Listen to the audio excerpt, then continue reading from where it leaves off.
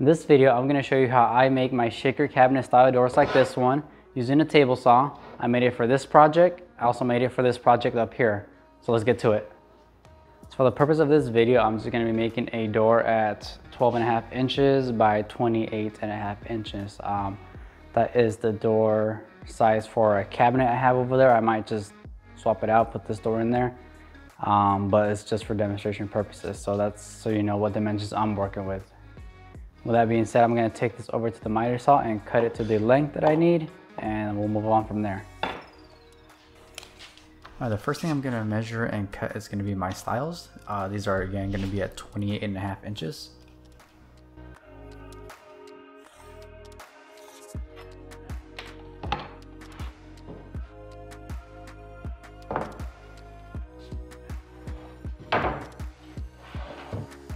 Make sure you wear your safety equipment.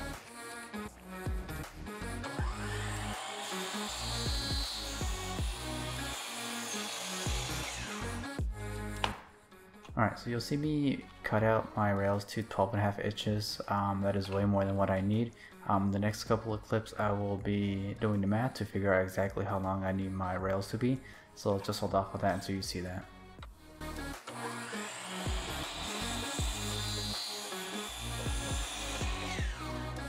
So all of my rails and stiles, I make them to 3 inches thick, so that makes it look better and it gives it like a more beefier, stronger door look.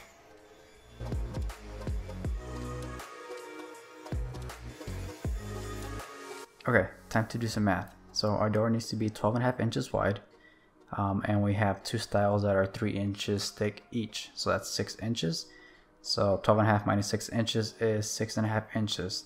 Now we are not going to cut these to 6.5 inches. We would make the door too small. We need to add an inch to this to get 7.5 inches. The reason why we add an extra inch is because we're going to be cutting 1/2 inch dados into our stiles to go ahead and insert the center panel. So 7.5 inches is what we got. Alright, after I figured out 7.5 inches, I went over back to the miter saw and cut my rails to 7.5 inches. So if our math is correct, we should end up with a door that is 13.5 inches. And yes, I know I need a door that's 12.5, but we'll get to that.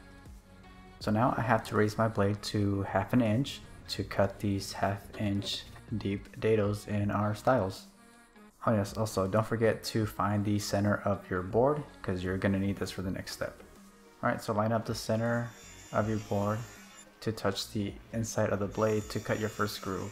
And go ahead and do this to all of your pieces, including one scrap piece.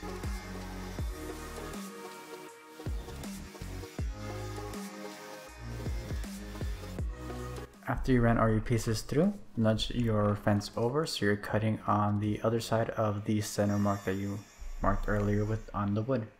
Now before you run all your pieces through, take that one scrap piece and take it over to your 1/4 inch thick plywood or MDF, whatever you're going to use, to see how the fit is first. Only after you're satisfied with the fit of the MDF or plywood inside of your groove, go ahead and run the other pieces through the table saw.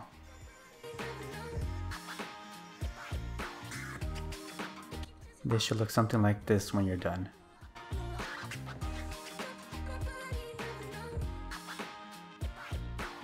Alright, so go ahead and grab one of your stiles and mark 1/2 inch in from the edge, and you only need to do this to one of your stiles.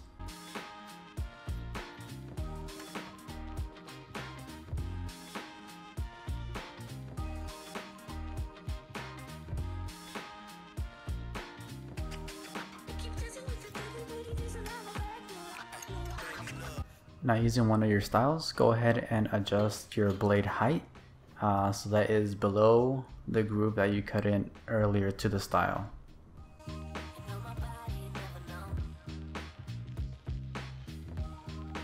Okay, so grab any scrap piece of wood and attach it to your fence with a clamp. Doesn't matter how thick it is, just put a piece of wood there. Okay, once you've done that, you're gonna go ahead and adjust your fence until you're cutting on the waist side of your line for the line that you marked earlier, the 1/2 inch from the edge.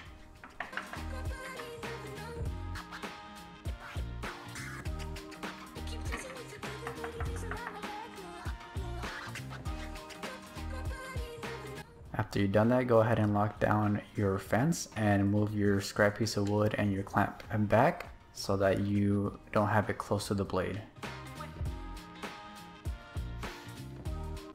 And just run your pieces of rails like you see me do here.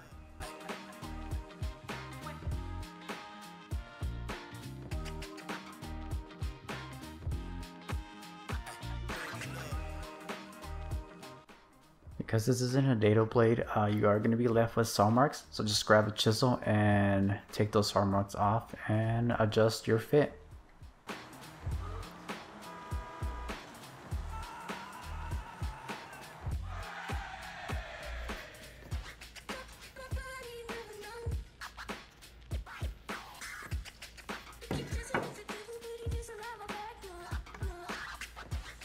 Once you got one good to go, and if it's snug and good, go ahead and do the rest of your rails. All you gotta do is to both sides of them.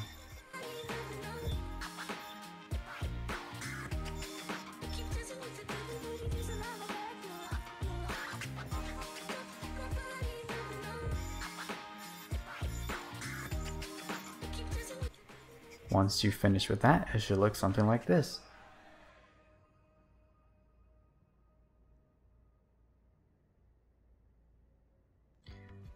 To find how big of a center panel you need, just go ahead and measure the vertical and horizontal of the inside of your cabinet and just add 1 inch.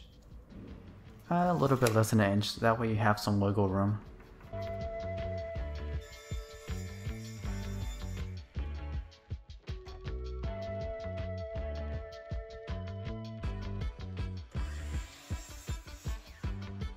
Go ahead and do a quick dry fit, and if everything is fitting perfectly, then go ahead and add glue and slap that bad boy together.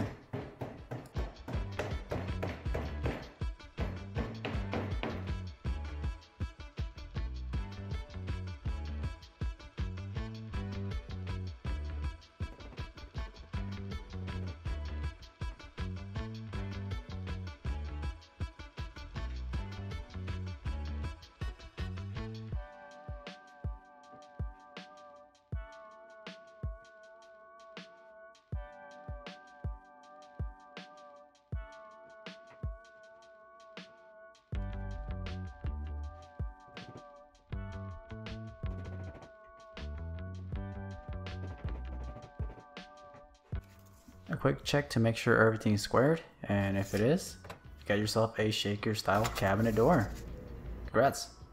Go put it on something.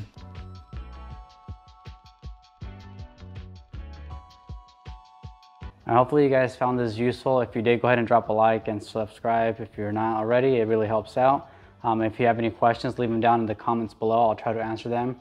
And hopefully you have the courage to give this a try. It's really not that difficult, as you just see me do. It probably took me about an hour, maybe hour and a half with the filming and trying to change up the camera angles, but you should be able to knock this out.